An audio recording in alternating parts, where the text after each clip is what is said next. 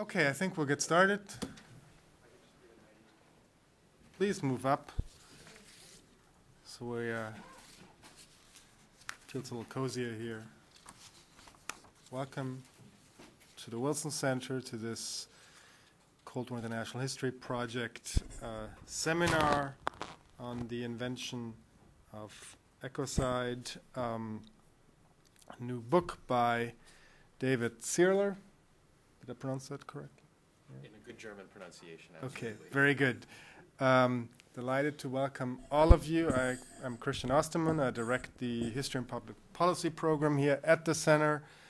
Let me up front say that we're doing this program in cooperation with the Center's Environmental Change and Security program. Got representatives there, and delighted to feature a panel.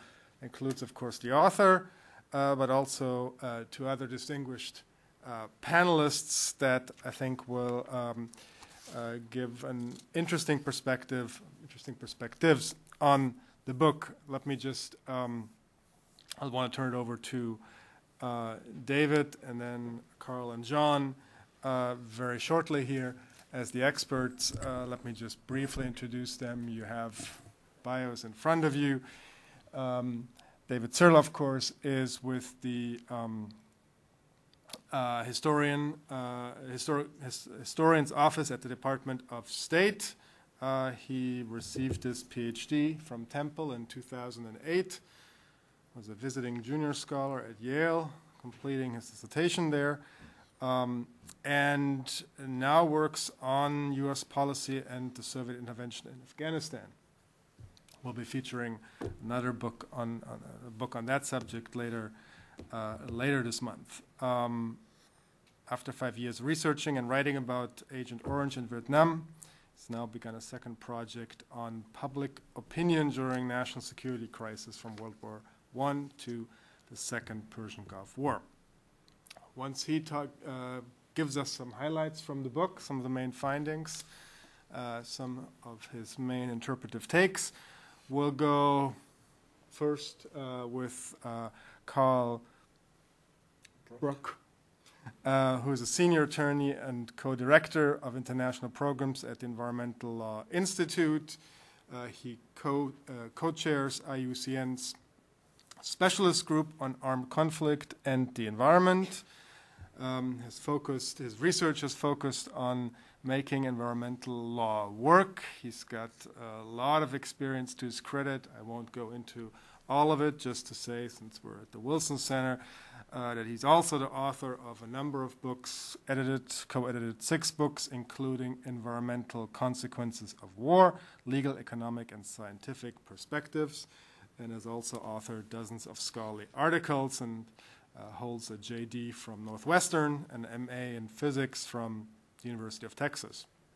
Then we'll turn it over and give not the final word, but the second comment to John Prados, who of course is a long-standing friend of the Cold War Project in the center, and based of course at our close partner, the National Security Archive over at GW, where he directs the Iraq Documentation Project as well as the Vietnam Project, but that alone would also be really cutting him short on an extensive authorship and research experience and expertise on a whole variety of subjects, in particular intelligence affairs, and he has published a number of books on all of those subjects. The most recent one he just gave me, so I'll hold it up, How the Cold War Ended, Debating and Doing History.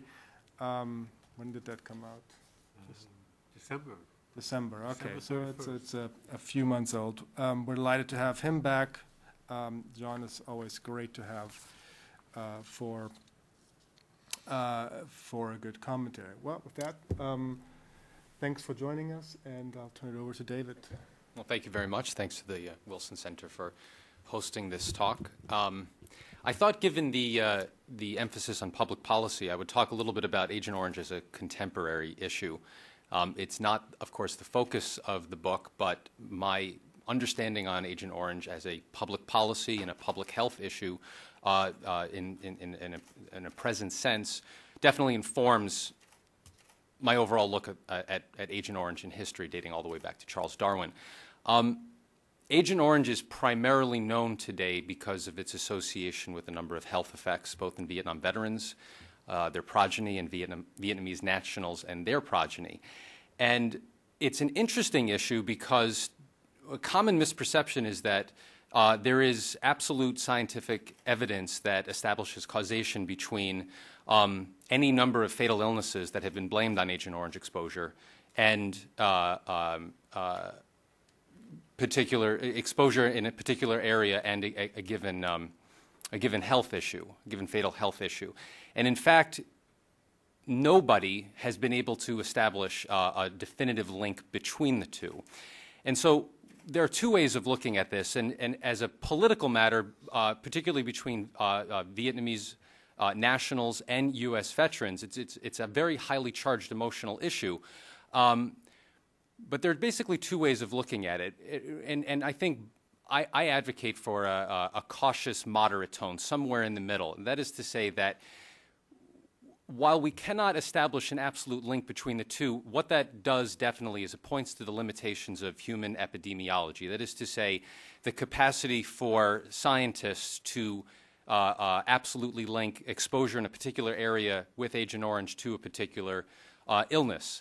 I remember a few weeks ago, the New York Times Magazine ran a cover story wondering aloud whether sugar is bad for us. And it made me think, if we don't even know if sugar is bad for us, it's increasingly difficult, especially as Agent Orange recedes further and further into history, to determine if someone who was served in Vietnam in 1967 who currently suffers from prostate cancer or any number of other illnesses got that cancer because of Agent Orange exposure or an unlucky roll of the genetic dice.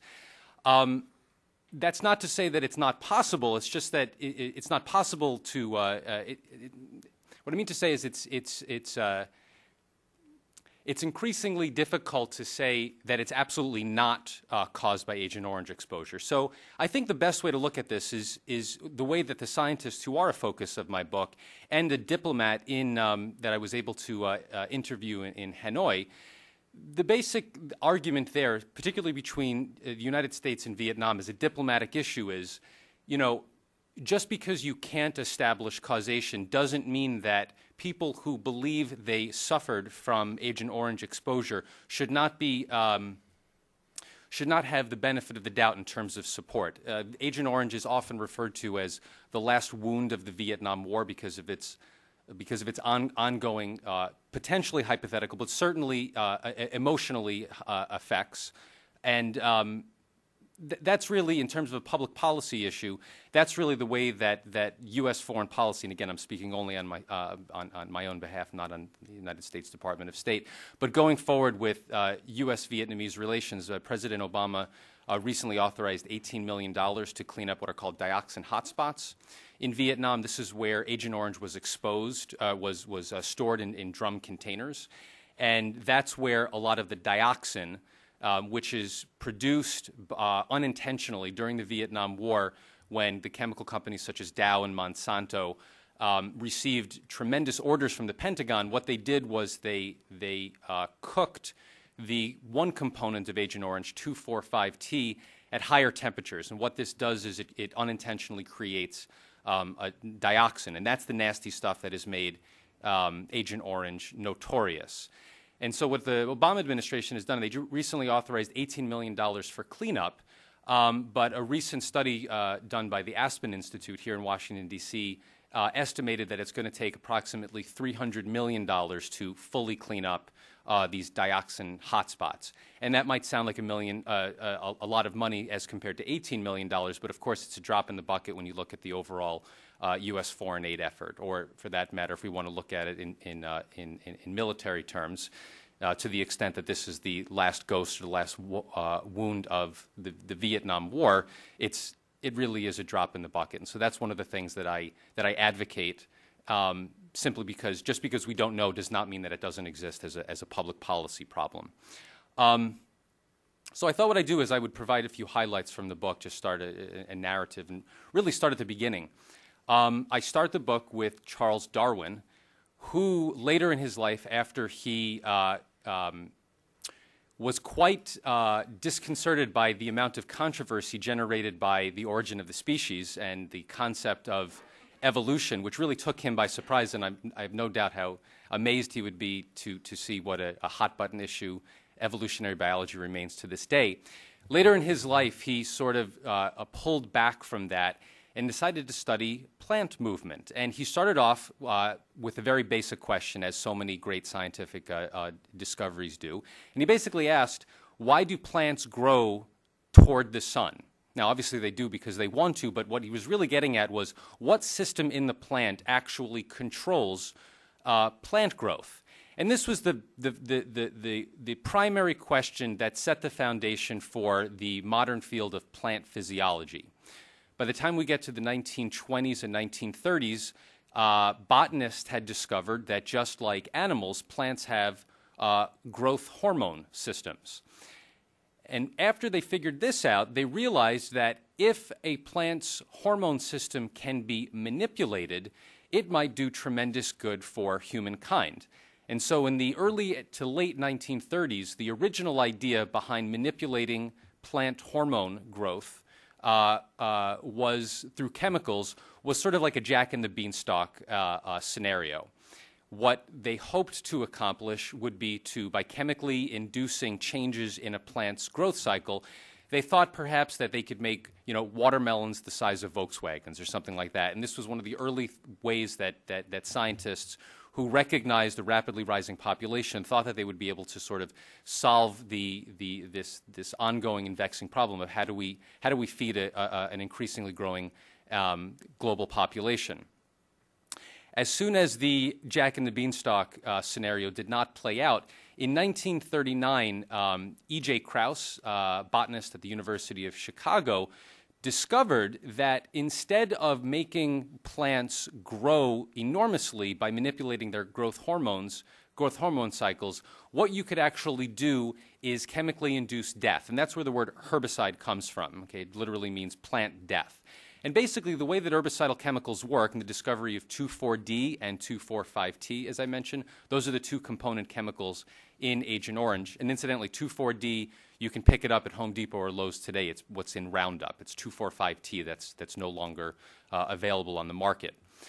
What E.J. Krauss realized was that you can chemically induce rapid death among plants. And so right at this time, two things happen. Okay?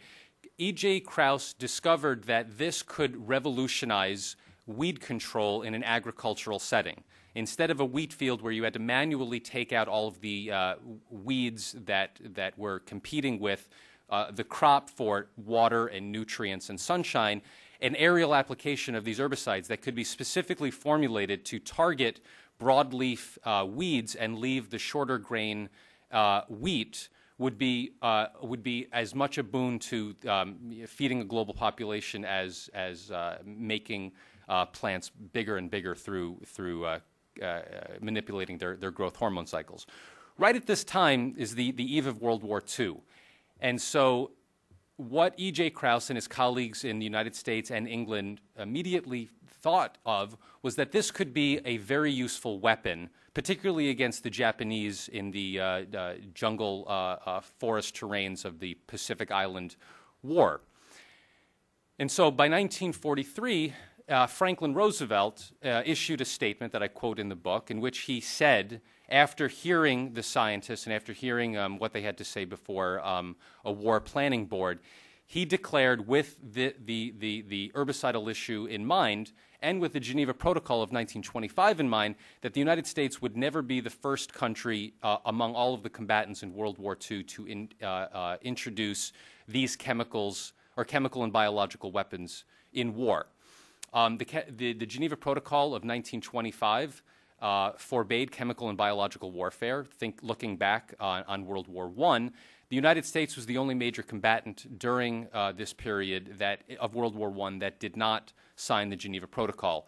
The Senate during this period in the 1920s was famously isolationist, and they were not interested in having what they saw as a primarily European convention constrain U.S. foreign policy decision-making. And so the Geneva Protocol of 1925 basically lay dormant in the Senate until 1969, and I'll come back to that toward the end of my comments. One of the ways that you could look at FDR's proclamation in 1943 is in either idealist or realist terms. In idealist terms, you could emphasize, and I think that there's some legitimacy to this, that Franklin Roosevelt looked at chemical and biological warfare as a moral abomination. Of course, there the big caveat, of course, is the atomic weapons dropped on Hiroshima and Nagasaki under President Truman, which, of course, were under development during Roosevelt's tenure in 1943. Looking at it in realist terms, though, which is also quite legitimate, I would argue, what Roosevelt was saying there was that long before the United States was one of two and then, of course, the sole superpower, he did not want to be the first leader of a country during this war to introduce these weapons, because this would rapidly lead to an escalation of chemical and biological warfare that would create even greater destruction than what was already happening during the war through more conventional means. And so that was basically where the situation lay until Kennedy in 1961 decided to authorize limited herbicide operations in Vietnam. And very briefly, I'd like to talk about the differences between Eisenhower's New Look policy in the 1950s and Kennedy's flexible response policy in the early 1960s. Eisenhower, of course, was a fiscal conservative as well as a Republican, of course, and he looked at the New Look as basically putting forward American foreign policy on the cheap, that by massive nuclear deterrence, Eisenhower hoped to project American power without having ground troops anywhere on the ground where there might be a threat of a communist revolution. Kennedy, of course, was young and brash. He came in, he wanted to change so many of Eisenhower's policies, and his primary critique of the New Look was that it was not credible in the places in the world where communist revolution was at its greatest threat. Of course, the Soviet Union and Red China had already turned communist, and now what Kennedy was looking at all over the world were what was called at the time wars of national liberation, which is another way of saying communist revolution. And so Kennedy with his advisors, came up with a strategy of flexible response, by which he said he agreed with Eisenhower from a fiscal standpoint that it was financially or economically untenable to have a massive defense posture everywhere in the world where communist revolution was a threat, but that having just nuclear deterrence would not be credible in a place such as the Vietnamese conflict. Kennedy saw that there would be no reason or no credibility to threatening that area of the world with nuclear weapons, because it's so disproportionate in terms of the threat to U.S. security. Of course, Kennedy did not want to see North Vietnam overtake South Vietnam, as they had been trying to do since the 1954 Geneva Accords. But of course, trying to stop them through nuclear deterrence was not credible. And so Kennedy, with flexible response, sought to have a number of high-tech and interesting and innovative ways of fighting communist insurgents or communist armies that would have prevented the use of massive ground troops. Herbicidal warfare in Vietnam was central, I argue, to Kennedy's policy of counterinsurgency warfare in Vietnam. In 1961, he authorized it, and it was on a very limited basis. What he attempted to do was simply protect the Army of the Republic of Vietnam, their military convoys, their bases, basically protect them from ambush from Viet Cong or National Liberation Front soldiers. And when I think about when I think about what the Viet Cong were doing in terms of ambushing out of forested terrain, I always think of Oliver Stone's Platoon and the scene where the platoon is in the jungle, and it's unbelievably, the jungle is unbelievably thick. And it almost has the feel of a horror movie. Even though it's sunny, it's daylight, there's this impending sense, just like in a horror movie, that the enemy can jump out right from the shadows. And that was the basic logic behind herbicidal warfare. If you take away the one tactical advantage that a peasant guerrilla army has, and that is basically concealment by forested terrain. If you take that away through applications of herbicide, that would essentially level the playing field. Kennedy, of course, and this is one of the great debates among diplomatic historians, particularly those who specialize in the Vietnam War, love to argue the counterfactual. What would Kennedy have done had he lived, had he not been assassinated in November 1963? Would he have escalated the war as Johnson did, or would he not have? Now, of course, we don't know the answer to that, but the way that I come at this discussion in my book is I look at, or I try to explain how, under Johnson, herbicidal warfare grew to the massive proportions that it did, that really made Agent Orange the notorious herbicide that as we know it today. And basically what I argue there is that Johnson never really had, and his advisors, which is remarkable since so many of the advisors stayed on from the Kennedy administration, they never really had a strategic review. And I looked through as many of the documents that I could, and I couldn't find anything that really indicated that the Johnson administration, in light of the massive Americanization of the war in 1964 and 1965, 500,000 ground troops, Operation Rolling Thunder, they never really looked at the impact that herbicidal operations would have once you have this massive influx of U.S. troops. Now, as I mentioned earlier, one of the things Kennedy had hoped to accomplish with herbicidal warfare was to prevent the influx of U.S. troops. Of course, we had what were called advisors on the ground, but they were minuscule compared to what we had in 1964 and 1965. Once you have 500,000 soldiers on the ground, what happens is, now, of course, herbicidal warfare in terms of sorties and leaders and things like that massively spikes in the general proportion that the Vietnam War does as a whole. From 1966 to 1969 was the greatest amount of Agent Orange and other herbicides sprayed, and of course this coincides with the general contours of the war. But that overlooks the specific issue with how do you have an area the size of Massachusetts absolutely not just defoliated, which means that the leaves fall off, but ecologically devastated. And the answer there, of course, is that what happens is when a platoon of Marines or U.S. Army servicemen engages the enemy in South Vietnam, a platoon leader is going to write an after-action report, which in turn is going to prompt the Air Force to examine what happened and if necessary, authorize the squadron of Operation Ranch Hand. They were the squadron that flew the herbicide sorties to defoliate the area where the engagement took place. And so you can see kind of what happens from a very commonsensical approach. Once you have an area defoliated, where's the one place where NLF soldiers are not going to appear again?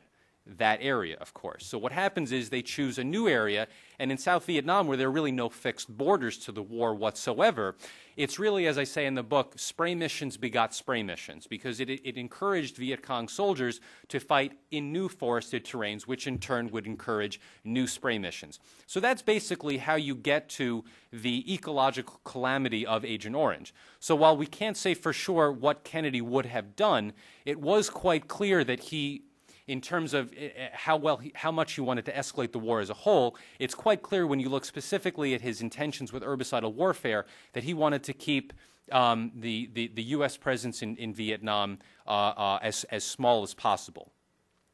At the time that Agent Orange and herbicidal warfare escalates massively, a small group of scientists in the United States, academic scientists, grew increasingly concerned about what was going on in South Vietnam with regard to herbicidal warfare. These were scientists who were involved in herbicide research, particularly Arthur Galston of Yale University, who was responsible for a herbicide that was, in 1942, this was actually the topic of his doctoral dissertation, that was extremely useful in soy crops. And so he unwittingly was part of herbicidal warfare because he was one of the scientists that really propelled forward the science of herbicides. These scientists in 1964 and 1965, because they were keyed into the herbicidal issue in general in a way that the public certainly was not at that early juncture, they increasingly pressed both their own academic departments and science organizations such as the AAAS and the National Association of Science to investigate the matter of herbicidal warfare. And remarkably, their fellow scientists basically told them to keep a lid on it. That 1964, 1965, long before protest against the Vietnam War as a whole was widespread and really a part of mainstream discourse, they told these scientists, you know, stick to your academic interests, do not get involved in political issues. This is a weapon being used to save U.S. soldiers and our allies in South Vietnam, and basically leave it at that. And the scientists persisted, which it makes sense, particularly because the herbicidal warfare increased so much. And finally, by 1969, they won the right to go to Vietnam to inspect the damage wrought by Agent Orange. And what they found there prompted Arthur Galston to coin the word ecocide. Of course, ecocide it comes from, or it's based on the word genocide, by which Galston did not mean to conflate the two, but to demonstrate, or at least to put forward the argument, not only was Agent Orange massively destructive to environments long before there were any real concerns about the health effects of Agent Orange, but that it was, because it was so it was such a disaster ecologically, it was also problematic for the people in Vietnam who depended on that nature. He specifically had in mind Agent Blue, which was an arsenic-based rice-killing agent as well, in terms of formulating the idea of ecocide. Now, what do you do with this information when you're scientists and you're absolutely distraught about the ecological havoc that herbicidal warfare has wrought? Enter Richard Nixon in 1969, who, by mistake, really served up a tremendously juicy legislative opportunity for the scientists to establish an international mechanism that would essentially prohibit first use of herbicides in war. What Nixon did, of course, he came into office promising that he had a secret plan to get out of Vietnam. Of course, he did not. But one of the things that he wanted to do in terms of revolutionizing, or at least severely changing U.S. policy in the Cold War, was he wanted to put forward a détente with the Soviet Union. And détente, in its arms control perspective, the most famous aspect of arms control détente, of course, was SALT, or the Strategic Arms Limitation Treaty, which sought to reduce substantially nuclear weapon stocks between both the United States and the Soviet Union. What was a smaller or lesser-known component of his weapons-based détente initiative was to get the United States to sign the Geneva Protocol of 1925. And so what he did was he offered to resubmit the protocol, which, as I mentioned, lay dormant in the Senate since 1925. And as soon as he did that, the scientists realized that there was this legislative opportunity to block ratification of the protocol until Nixon pledged not only to end the use of herbicides in Vietnam, but to pledge never again to use them first in war. Nixon, of course, who looked at the scientists, and at liberals in general as anathema, steadfastly refused to do this. So during the Geneva Protocol hearings, you have two very different ways of looking at international security. And this is one of the things that I talk about in the conclusion at the end of the 1960s. And what's so interesting here is the mood on Capitol Hill, and particularly in the Senate Foreign Relations Committee under William Fulbright, was decidedly at this point against the war. You know, Walter Cronkite famously decreed the year before that Middle America was lost to to Vietnam policy. And so by this point, essentially, even though the scientists were careful to keep their political views of the war to the side, they were decidedly against the Vietnam War, but what they wanted to do is they wanted to put forth their expertise as scientists. So during these hearings, you have the scientists such as Galston talking about the environment couched in international security terms, which in this early juncture is quite revolutionary. And you juxtapose this in these hearings with Pentagon officials who are talking about we absolutely need herbicidal warfare because not only is it central to our war effort in Vietnam, but just as the way as Kennedy looked at herbicidal warfare as important in 1961, where else might we need herbicides? Anywhere where there is a tropical environment and communist insurgents. Fulbright and his colleagues, as I mentioned, were decidedly against the war and were looking for a way to assert, before the Church Committee and the Pike hearings of the 1970s, Congress was looking for a way to reassert its control in the foreign policy decision-making process. And they looked at what the scientists were saying as an opportunity to do that. And what the scientists said was you cannot ratify this the Geneva Protocol while the United States is using arguably a chemical and a biological weapon of war in Vietnam. Now, the catch there, and what legal scholars at the time said, was that essentially the Geneva Protocol would not have covered Agent Orange. And of course, the Kennedy administration looked into this matter from a legal framework, and that's why they were able to authorize herbicidal warfare in the beginning, because in a technical legal sense, because Agent Orange is an anti-plant weapon, it's not an anti-human weapon, it falls outside of the parameters of the Geneva Protocol. And this gets to issues of the constructionist viewpoint in terms of what the framers of a given treaty were thinking at the time. In 1925, of course, there was no herbicidal warfare, but had there been, would they have included it among its prohibitions? And this is sort of the legal debate. Despite the fact that legal opinion at this time and the Pentagon's vociferous insistence that they needed to maintain an herbicidal component going forward, the Senate Foreign Relations Committee essentially put forward the position of the scientists. And so it was not until 1975 when Gerald Ford was president, and he famously said, "Our long national nightmare is over." He was specifically talking about the end of the Watergate crisis, but I think what he was also looking to do was get past all of the divisions that were central to all of the political problems during the Vietnam War. And so part of that was he finally ratified the Geneva Protocol in the way that the scientists wanted to, and that was that he promised by executive order to prohibit the United States from first use of herbicidal weapons in war. And another debate that historians love to discuss with regard to Vietnam is anti-war protest. And as a whole, the question is, what did all of the protesters, from 1965 all the way to 1975, what impact, if at all, did they have on U.S. policy? And while I'm not prepared to answer that question in a general matter, one of the ways that I couch these scientists in these broad historical terms is that as boutique protesters, that is to say, by taking a particular issue that they were very passionate about and working official channels based on their own expertise, they were able not only to protest the war, but to actually influence national policy. And so the what if, and I don't talk about this in the book because it's sort of, it's a major counterfactual, and you certainly can't back it up with evidence, but the legacy, I would argue, of these scientists going forward from the Vietnam War, what the scientists were so concerned about was, unlike nuclear weapons or chemical weapons such as sarin or nerve gas, herbicides are unbelievably cheap. Like I said, you can go to Home Depot, you could pick up Roundup, right? So the idea there is that if herbicides are incredibly cheap and easy to use, then you can have an ecocide in Vietnam really reverberate on a global parameters. Okay, anywhere where there's a forested terrain and you have a combatant that fights in that area, the other combatant is almost certainly going to use it. So one of the what ifs I talk about specifically, or what I'd like to talk about here, specifically with U.S. foreign policy, is I would have to assume that Reagan absolutely would have defoliated everything from Mexico all the way down to Ecuador if he had given the chance, because not only are you looking at a communist problem there, you're looking at a drug war problem. Oh, there you go. There's the drug war. There's the drug war right there. And so that's sort of the big what if in terms of the legacy of the scientists. What they were able to do because of the broad protests of the Vietnam War was insert a new way of conceptualizing international security.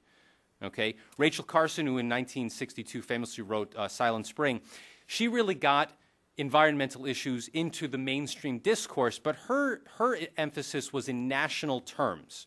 She was conceptualizing environmental issues within the United States. In Vietnam, and the scientists really internationalized this to help us think of environmental issues as an international security issue. And so one of the ways I conclude in the book, and I argue, is what the scientists did in 1964 was radical, even though what they were talking about in terms of looking at the environment as not only an international issue, but a security issue. The way that it's normative today, it was radical in 1964, 1965, and the scientists were really central to that effort. And so that's the way I conclude the book, and I'll leave it there for the other panelists. So thank you very much. Great. Thank you, David. And it's been a while that I've seen a substantial half-hour plus presentation on a book or on anything without even the shred of a note. Well, I've been working on it for so long. I know you have, but nonetheless, so congratulations on the book. And now over to Carl for first round of comments. Thank you. It's wonderful to be here. I appreciate the opportunity to engage in this discussion. And I do have to commend the book to everyone here. It's not often that you find a book that is both engaging and well documented. You know, you have a lot of engaging books that have no citations, and you have a lot of books that are heavily documented that are great for insomnia. But this is, it's really well written, and it's very interesting. So I commend it to you. Appeals to me at many levels. As a former scientist, I started out in physics, as a lawyer, and as someone who has spent much of his professional career working on different aspects of armed conflict in the environment. I'd like to first share a couple of thoughts about why I think this book is relevant. I think the question needs to be asked, you know, aside from kind of a footnote in history, why is this experience important now? And I would posit that there are at least three elements that are that make this relevant to the current day, and I'm sure the panelists will pick up other elements. And then to talk a little bit about, if you will, an epilogue. You know, what has happened since then? How did the way that the scientists changed how we think about the environment, has that translated into action or not? So first, I think there are three main points that I took away from this as to why this is still relevant to current day. First of all, there's a profound lack of meaningful data. There was a lack of meaningful data at the time, and there still is a lack of meaningful data. Lack of information. I mean, there were gaps in the data on what the impacts were, and this was it was true leading up to the AAAS mission to Vietnam, and even to this day, there are still questions about the long-term impacts of the herbicidal spraying. Related to that, these gaps are compounded by an unwillingness to share data. So sometimes the data doesn't exist, sometimes it exists and it's classified, it is hidden. This applies both to the health impacts. There's a wonderful narrative about how the effects of 2,4,5-D, I think it was T, on birth defects was discovered and then attempted to be covered up. When the AAAS mission went to Vietnam, they were denied any records relating to where Agent Orange had been sprayed.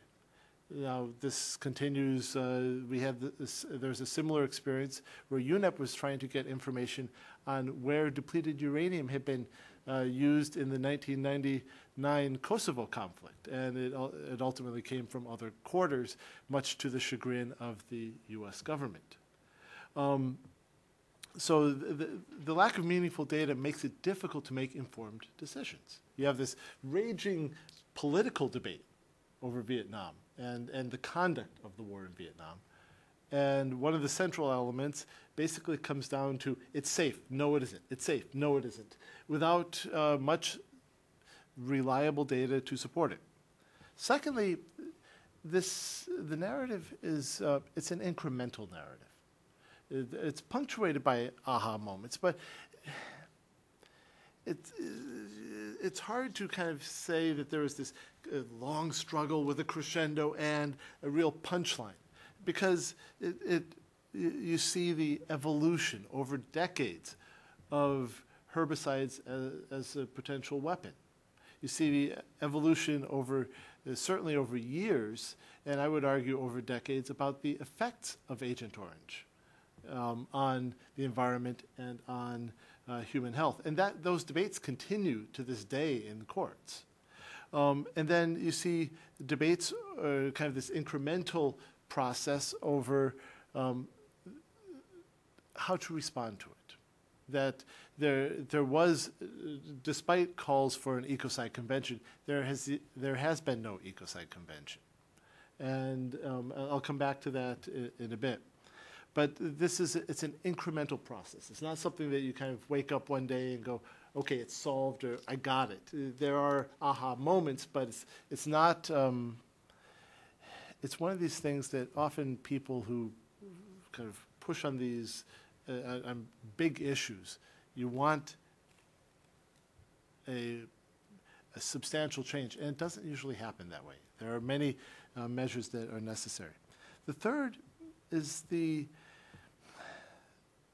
role of scientists, their agendas, stated and unstated, and the public perception of their agendas. And this dynamic is still current. One of the challenges in communicating climate change science is that the public, particularly the sector of the public that doesn't really believe that climate change is happening or is anthropogenic, they don't believe the scientists because they think the scientists all have an agenda. And so there's this question of how do you communicate science to the public? And this comes out, I think, very clearly throughout the book. And there is, the scientists who were involved had different thoughts on the merits of the war, but they all focused on the concern that a substantial escalation of application of herbicides could have profound long-term impacts on life, not just in Vietnam, but globally. But one of the most interesting points comes actually at the end in the conclusions, where the author is interviewing Professor Galston. And Galston, I believe, was a World War II Marine. Yes. And he said that if herbicides could have exposed German gunners on the beaches of Normandy, he would have adamantly supported their inclusion in the Allied arsenal. This is the guy who came up with the idea of ecocide. And, but for Galston and his colleagues, World War II was a good war, whereas Vietnam was not. This really raises some of the questions about what would have happened if Galston had had his way. Throughout this, you see kind of the shadow of Robert Oppenheimer kind of haunts this. Oppenheimer, as you may recall, was the father of the H-bomb, of the atomic bomb, and then had second thoughts, and spent the rest of his life fighting the proliferation and use of nuclear weapons. And you see this with Galston, somebody who had worked on herbicides and then had seen what they can do, and wait a minute, I don't like this, and had spent the rest of his career fighting that. But the other question is, if he was successful in entirely banning the use of herbicides in war, what would have happened for the next good war, where his grandson was fighting in it? That suddenly, I think that some of the political calculations become more difficult. That you get involved with this. I'm not saying that herbicides are right, but the agenda of Galston was he did not like the Vietnam War. He wasn't going to fight it on its face, kind of to go after the Vietnam War as such. He focused on a central tactic. But that tactic was one that he would have heartily supported if it were in a different context. One of the questions that comes up here, you have this invention of ecocide. So what has happened with ecocide? Well, it survives, and Jill Shankelman was noting that there's a conference coming up in London on this topic, and some people continue to push for an ecocide convention or a fifth Geneva Convention. And this was very much in vogue after the 1990-91 Gulf War, with the oil spills and the oil well fires. But in the 30-plus years since ecocide was first coined, we have yet to see such a convention. There have been many incremental measures. Come back to that theme. But there's been no overarching international framework to prevent or address ecocide. The incremental frameworks come from a lot of angles. The conclusions highlight some of the international environmental law angles, And that's one of the, it remains an area of debate and discussion and of professional interest. But there also have been significant developments in international humanitarian law, international criminal law, and public international law. There is the additional protocol to the Geneva Conventions, actually Protocols 1 and 2. One applies to international armed conflict, the other to non-international armed conflict, civil wars and such. And that additional Protocol 1 prohibits actions that cause long-term, widespread, and severe damage. This is Article 35, sub 3. Long-term, widespread, and severe damage to the environment. This was in direct response to the herbicidal programs in Vietnam. But nobody ever bothered to define what constitutes long-term, widespread, and severe. And there is no institutional mechanism for enforcing or for determining when something is long-term, widespread, it causes long-term, widespread, and severe damage. There was an Environmental Modification Convention. This was in part in response to the herbicide campaigns, Operation Ranch Hand, but most people think of it as more attached to the Operation Rolling Thunder, efforts to seed clouds in the area to bog down the movement of troops. But in any case, that the NMOD is it's interesting because there actually were efforts to define what constituted long-term, widespread, and severe damage in that context. It's not in the convention, though, and it has yet to be applied. The other thing that I'll come back to NMOD in a moment. There was one thing that really happened, two things, two important measures that happened after the 1991 Gulf War. First, there's the establishment of the United Nations Compensation Commission. The UNCC was established to adjudicate claims against Iraq. Basically, Iraq had waged an illegal war by invading Kuwait. And so they were liable for all damages. This is kind of what Colin Powell referred to as the Pottery Barn Doctrine. You break it, you buy it. And that one element of the claims against Iraq were for environmental damages. And that was one of the most substantial portions of the claims against Iraq. That was started in '91, and it continued until just a couple of years ago. And that provided an ad hoc experience, but it was a very concrete way of enforcing international norms governing protection of the environment during armed conflict. The other that came after the 1991 Gulf War was the establishment of the International Criminal Court. And within the Rome Statute, which established the International Criminal Court, there were Article 8(2)(b)(4) prohibited actions that were taken that caused long-term, widespread, and severe damage unless it's justified by necessity. So that it introduces a defense. And the other thing is that this only applies to international armed conflict. They had the opportunity to consider a similar provision for civil wars, for non-international armed conflict, and ultimately decided not to include that.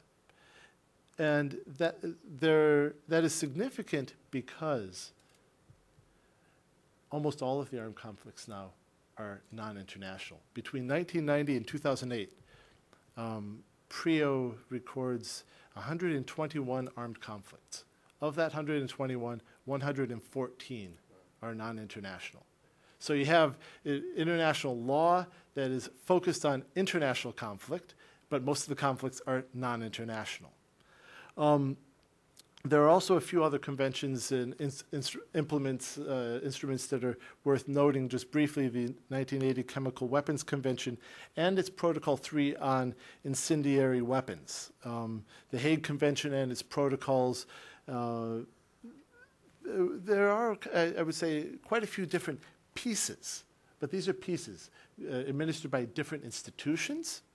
It's a patchwork. It's relatively vague. There have been relatively few instances of application. And I think that highlights kind of where we stand, that this concept has been introduced. It is still alive. You have this patchwork quilt of norms and institutions, but they're vague. You don't have kind of a clear institution really charged with addressing this, and it's unclear how all of this applies in the context of non-international armed conflict. And I'll come back to the example of NMOD.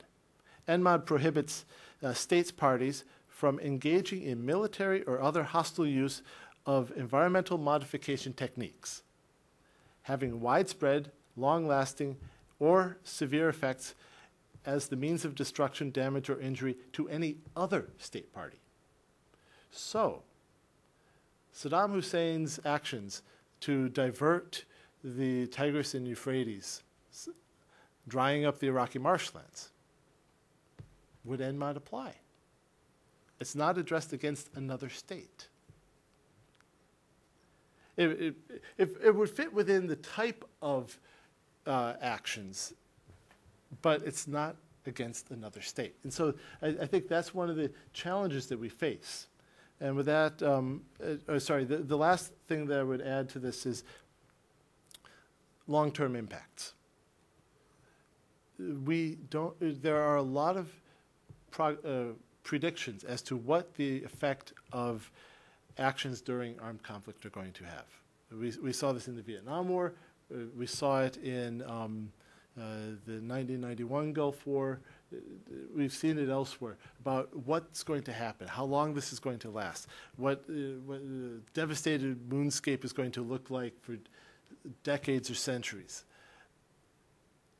It doesn't usually look that bad.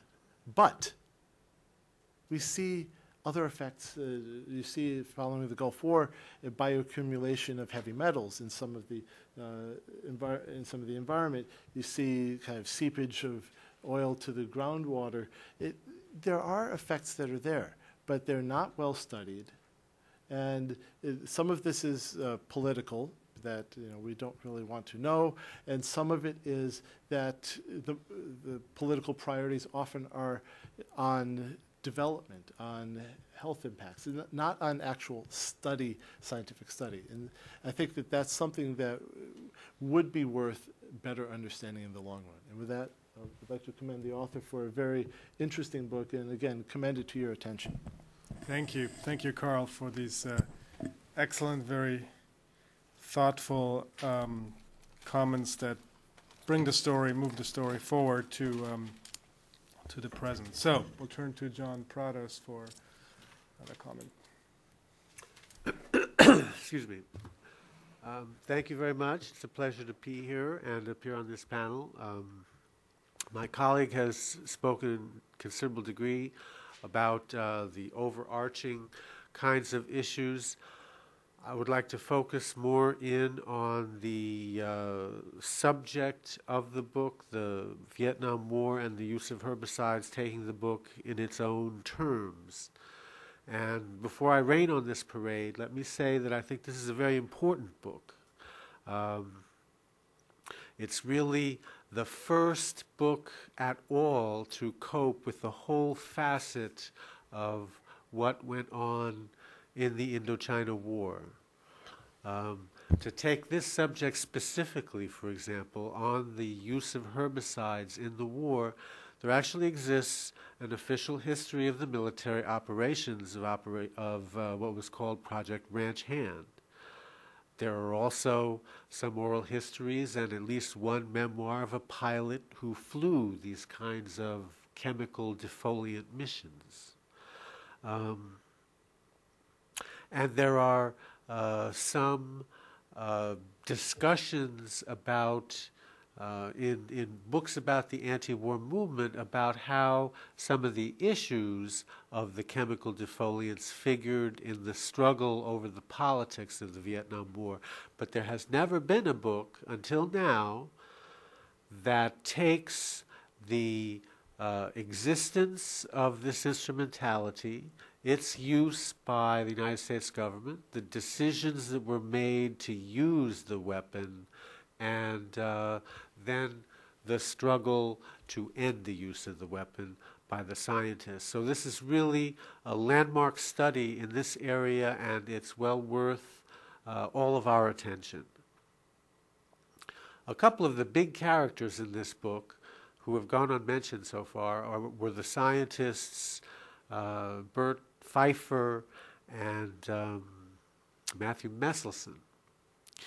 I actually remember reading Meselson's article in Scientific American in 1970, as well as Pfeiffer's book called Ecocide, which appeared in 1972.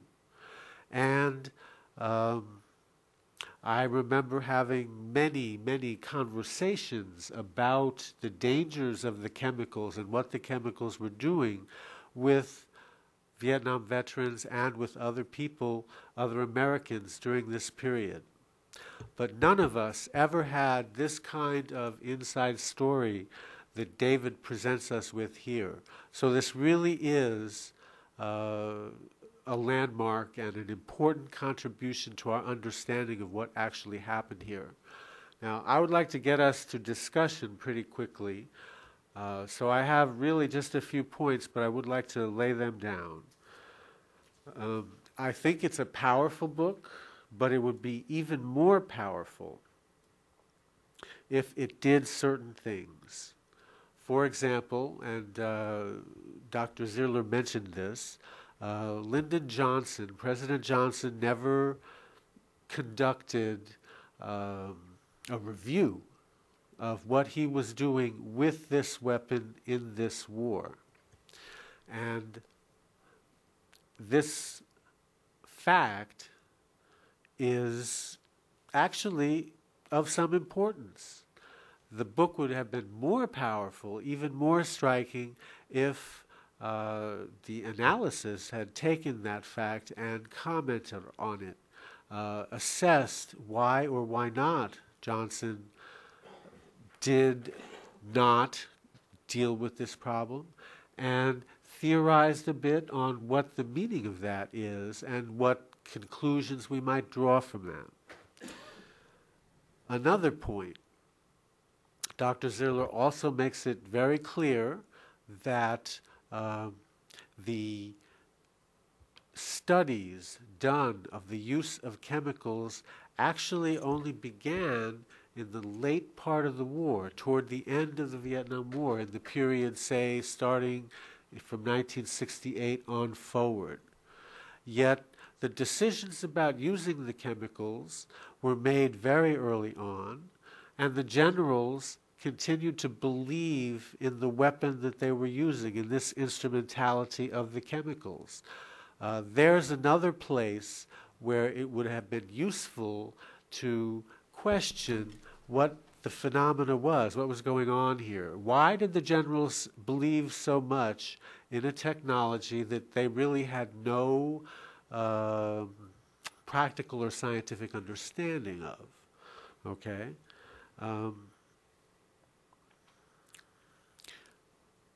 In the use of chemical weapons in the Vietnam War, there were, how shall we say, trends. Not so much strategies, but trends. We started out using these weapons in this kind of a general counterinsurgency context. But in the late period of the war, we began to use them in a very different way. A lot of the chemicals that were expended in the Vietnam War were actually laid down around the perimeter of U.S. military bases in South Vietnam. And the purpose of them was no longer so much to avoid ambushes by the enemy of U.S. patrols out in the countryside. They were for basic defense of the bases, for clearing the foliage so that the field of fire for American forces on base defense would be clear for them to view an attacking enemy force. This question of how and when and why the techniques of using the chemicals in the war itself is one that basically goes unmentioned in the book. And that, again, is a place where it would have been very useful to cope with this directly. Most important, actually, this is really the story of an idea. It's the story of a general, the evolution of a general opposition on a scientific basis to a national security event or action. Okay? And as such, that kind of thing can be approached on different levels of detail. Dr. Zeiler focuses on a very large framed picture in which the scientists develop their ideas and evolve an opposition. The administrations that occupy the White House change over time, and at a certain period of time, the Nixon administration comes in and has this idea of making an advance in a different area. This general thing with the Russians on chemical weapons, and suddenly the whole thing of ending the ranch hand campaign kind of just falls into place. That's a convenient way to look at the overall picture, but it's also misleading in an important way, which is that there was a process by which this opposition to the use of the instrumentality developed and increased. And the book, I think, would have been more powerful also if it had given us more of a sense of that, if it had gone into more, for example, of Galston influencing Fulbright, or the Armed Services Committee, or the Foreign Relations Committee in its hearings when they chased after the government officials. Why did the Foreign Relations Committee choose to hold a hearing, and what was the process that led them to the decision to march forward with that kind of an issue? And I have one other thing that is important as well, and that is this question of the scientists. Oppenheimer has been mentioned. Oppenheimer famously once said that, to paraphrase him here for this purpose, scientists have known sin. And this is very much what happened in the case of Agent Orange. But what's also an interesting element of this story is that it's broader. The story about the chemicals in Vietnam could be located within a broader context of the increasing activism on policy issues of American scientists in the period starting roughly from the late 1950s and extending on into the 70s and later. In the exact same period where suddenly the environmental scientists are becoming very interested in this, or I shouldn't say very interested, I should say very opposed to this use of chemicals in the Vietnam War, there are American physicists who are suddenly mobilized in great fervor on the issue of ballistic missile defense, which is a nuclear warfare kind of an issue, and other ones, aeronautical scientists, who are suddenly very involved in the debate over whether we should build a supersonic transport aircraft. So scientists are becoming involved in many issues at the same time, and this would be an interesting thing to include in the analysis and comment on. And that's what I have. Thank you very much. Thank you. Thank you, John, for these very thoughtful, helpful comments as well. We'll have just a couple of minutes for discussion. Please wait for the microphone, since we're webcasting this event, and it'll be up on our website in a couple of days. Want to give David an opportunity to respond briefly to the comments or questions, if you like, or... Sure, okay. I'll address just one question from, or one issue that Carl raised about the marsh Arabs. And it's, I mean, amazingly enough, one of the ways I conclude in the book when I assess the legacy, you know, the political legacy of the scientists, was that I argue that while, of course, warfare has not subsided by any means since Vietnam, environmental warfare absolutely has. And I cite Saddam's policy against the Marsh Arabs in the early 1990s as the only major example of environmental warfare since Vietnam. And I say that it's remarkable that in Saddam Hussein, who is arguably the greatest violator of international norms in general, do you see the one state or the one leader who is perpetrating environmental warfare? And so I sort of couch this in the argument that one of the legacies was that of the scientists was that they were able to turn their own revulsion against environmental warfare into an international issue that had salience around the globe. So the point about the fact that the Marsh Arabs were in Iraq, it's amazingly, I never really thought about that until you mentioned it there, and it's true. And there, I guess, it only subverts my argument on an actual mechanistic issue. That is to say that despite everything that the scientists did, while they were quite successful in prohibiting the United States from using herbicides in future wars, does it speak more to their own limitations in terms of what they were able to do, or is it really a broader limitation of international law as a whole? I mean, how many seminars could we have about the wide gap between the ideals of international law and the way that they are, or more properly, the way they are not implemented? So perhaps if I ever get to a second edition, I will grapple with that a little more fully. John, of course, I came expecting some piercing questions, and he did not disappoint. I'll just respond. I would say that all of the questions that you raised in terms of how the book could have been more powerful, these are questions that I actually did grapple with, and in each instance I could say with some degree of confidence that it was just a matter of where I wanted to place my emphasis.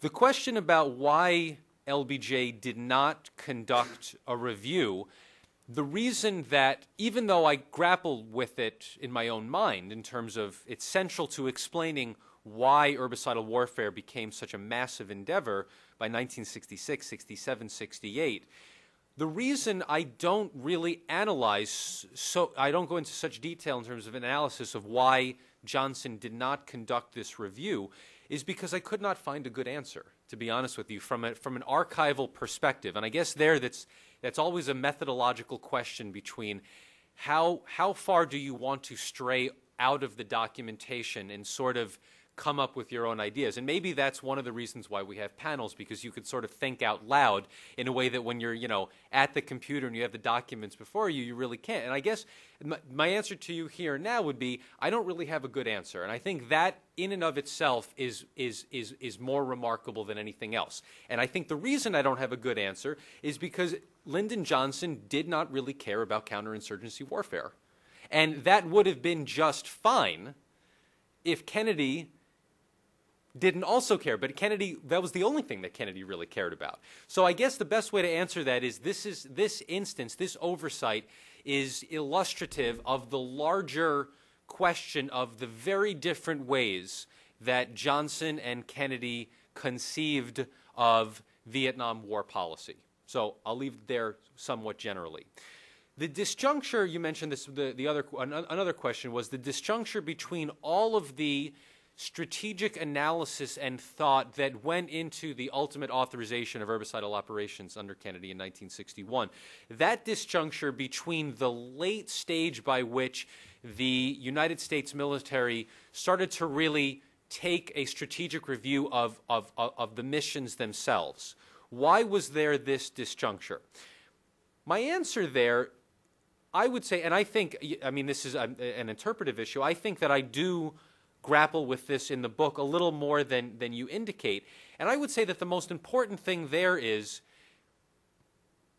the strategic reviews that go on between 1967, 1968, 1969 that really study, you know, tactically and strategically, is the herbicide operation, is Operation Ranch Hand worth it? And the reason why you have all of this interest in this question at that late juncture is precisely because the herbicide issue became controversial at this time. In other words, the scientists, not only in the United States but around the world, and for that matter, communist governments, used this as a tool of propaganda to demonstrate just how inhumane the war in Vietnam was. So the Pentagon was tasked with basically defending herbicidal operations from a tactical and strategic perspective. Now, assessment after assessment says basically the same thing. This is vital to the mission, this protects our soldiers, and this is why we need to continue using it. But the reason why you're getting these assessments relatively late in the game is because they're responding to condemnation not only in the United States but around the world. The last point that I'd like to mention, why did the Senate Foreign Relations Committee choose to hear this issue right here and now? I guess I could have gone into this a little bit more in the book in terms of, and there the answer is really with Fulbright, and I would point you to many of the excellent studies on William Fulbright. And I guess the only thing that I would say here is that Fulbright really looked at himself as a Renaissance man, and it's quite fitting that as chair of the Senate Foreign Relations Committee, he was eager not only for a way to insert his own objectives or his own agenda into the foreign policy process, but he was looking for new and innovative ways to do this. And he was quite excited at the idea that a Yale professor was about to come to Capitol Hill and wax eloquent about international issues from an environmental perspective, which really had never been done before. Unfortunately, and again, this is where I sort of hide behind the lack of documentary evidence, and Fayetteville, Arkansas is a long way away, but it was still worth digging through these papers to see if I could find any more correspondence that actually specifically answered the question of why did he choose to hear this particular case. Now, from a prosaic level, as a housekeeping matter, Nixon submitted this to the Senate. The Foreign Relations Committee would have to advise on its ratification before sending it to the Senate general floor.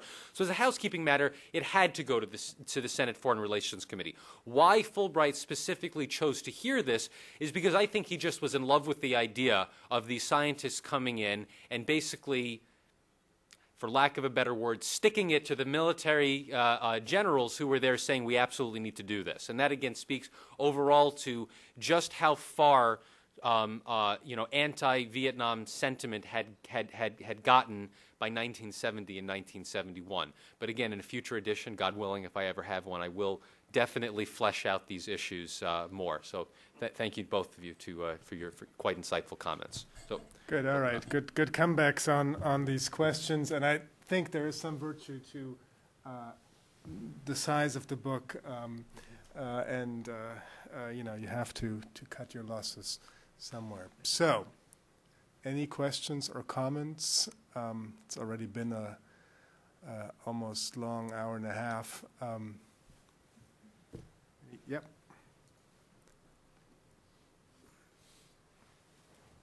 Hi, Megan Parker. I'm with the Environmental Change and Security Program.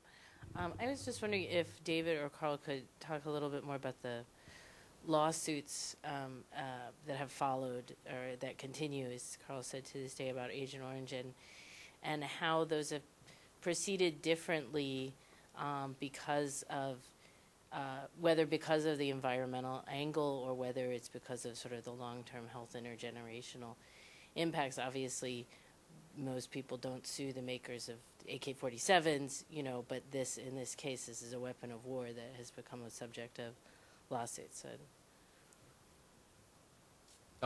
So very briefly, there's two issues going on here. Thank you for a very good question. Very briefly, I'll touch on the Vietnam veterans lawsuit in 1979 all the way to 1983. This brings me back to my original comments about the inability of epidemiologists to establish causation between Agent Orange exposure and a given health illness or health effect, health malady. First off, the United States government has sovereign immunity and they cannot be sued, so they are out of the picture. Now, whether or not that is right or wrong is sort of, beyond the purview of, I guess, this particular issue. But in terms of, seeking redress, if you are a sick veteran, okay, right off the bat, the U.S. government is out of the picture. So that only leaves the chemical manufacturers. And the basis of the lawsuit there, of course, was that, as I mentioned, had Dow and Monsanto and Uniroyal and these other herbicide manufacturers kept to the production standards that were in use in domestic herbicide applications, I mean, the Agent Orange controversy really never would have gotten to anything besides this narrow focus of ecocide that I talk about, because of course Agent Orange as a public health issue is much larger. Because the plaintiffs were never able to establish that causation, there was really no chance that they were going to win in court. And as a sort of good faith measure, and I mean good faith in the loosest sense of the term. I don't think there was anything good faith about it. But what the chemical companies decided to do was settle out of court. And so that's essentially where the issue stopped on the legal perspective.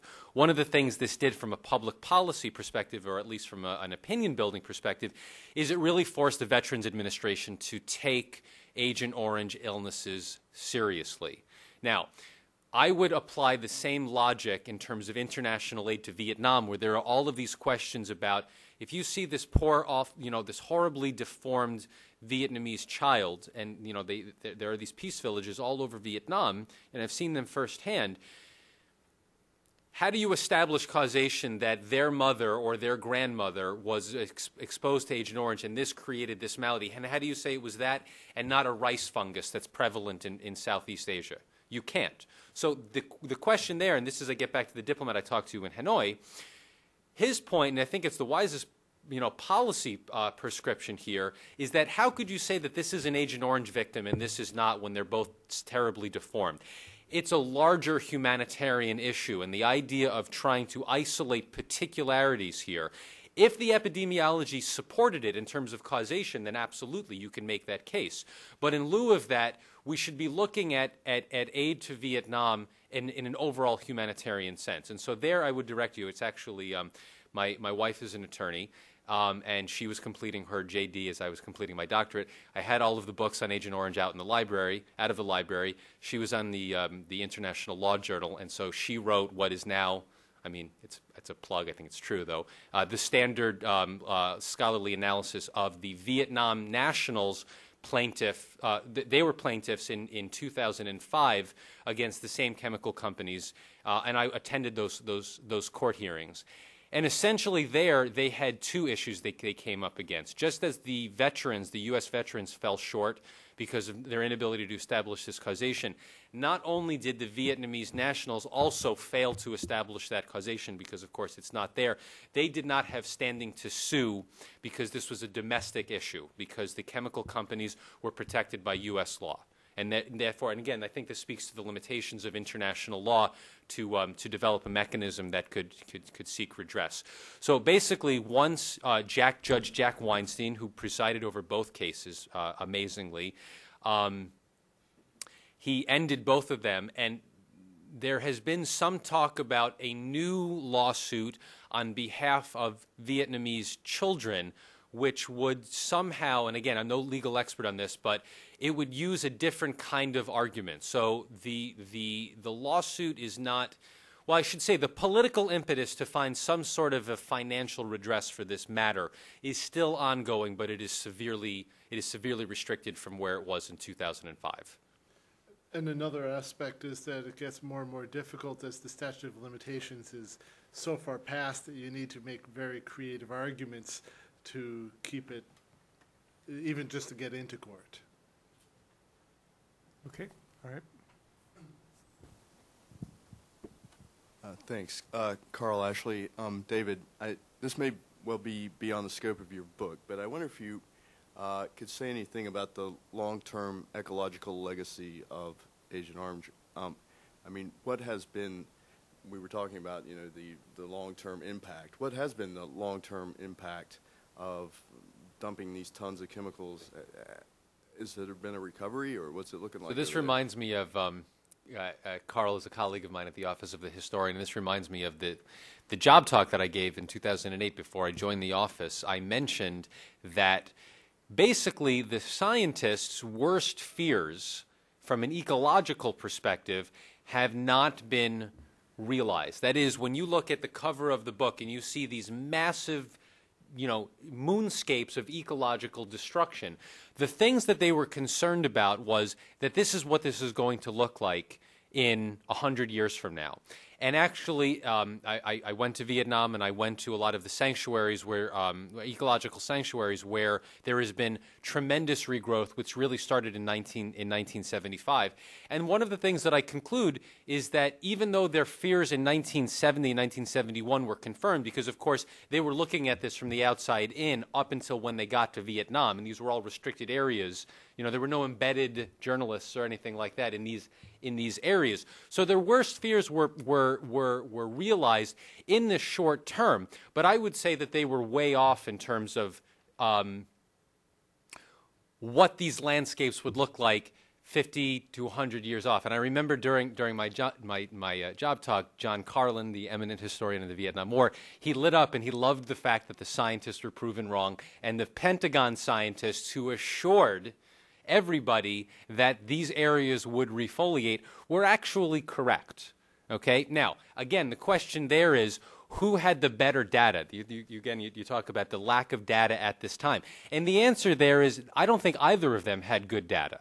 And the whole point of why the scientists were so exercised about this was, as Arthur Galston said, Operation Ranch Hand was essentially one enormous laboratory experiment because nobody knew what was going to happen.